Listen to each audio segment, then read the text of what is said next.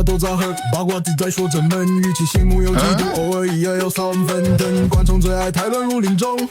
那是好权贵的武器人，说他爷爷特能打，双拳为真的天下。后来密接真传，他拳会拳术更能打。他是妥妥富二代生活过的乔索斯，血统高贵又神秘，却是有怪 K 的卡。比如大嫂都喜欢打车子和打房子，打面子和打枪子，不一列居多打，反正用不言多打婊子，而且他也很喜欢萝莉盗版小妹子。金融键盘小裙子，不一列居多小，反正只需动动小手指。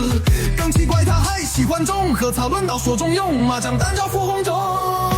不一列居多重，听说打了都走中，偶尔没见过他，想看他拳头有多硬，可是更好奇擂台比武有人会拉，拳的夫人佩服他，如是而挂咋办啊？